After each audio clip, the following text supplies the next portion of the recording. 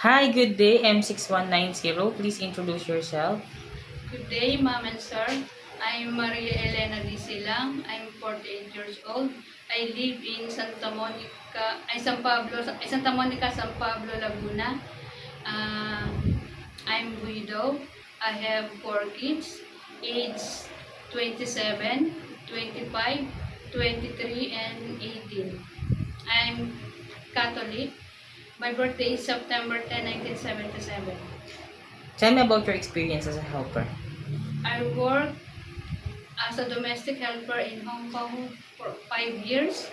My duties there is cooking, cleaning, washing, ironing, uh, car wash. Okay, and you have also another experience, right? In Yes, Hong sir. Kong. Tell me about your last experience. My last experience, sir, is I worked there in only 5 months because too much work. Workload, too much workload. Yes, sir. That's why you decided to break your contract. Yes. Okay, do you have a notice of termination? Or you No, could sir. ask for Yes, it? yes, sir. I do have Okay. So you don't have any experience taking care of a newborn baby. My question is, it is okay to you to take care of a newborn? Yes, sir. Okay. Do you have an idea how to prepare a milk for a newborn baby? Yes, sir. Because you have a children, Yes. right? Okay, if the baby is crying, what will you do? Check the temperature, check if the baby is hungry, and check the diaper if it is full. Okay. And if the baby doesn't stop to cry after you did all of your best, what will you do? Call my employer and tell the baby is not stop crying. Okay, why do you want to work in Hong Kong? I want to work in Hong Kong because it's nice and high salary, and because I want to earn to support my children.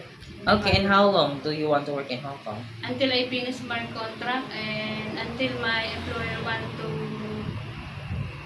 Renew your contract. renew my contract. Okay, for sure you have an idea how to prepare Chinese food, right? Yes, sir. Okay, what kind of Chinese food can you prepare? Bitter melon pork, vegetable, steamed fish, steamed tofu, and then steamed chicken. Okay. If your employer prepared some food that you are not familiar, it is okay to you to eat the food that they provide. Yes, sir.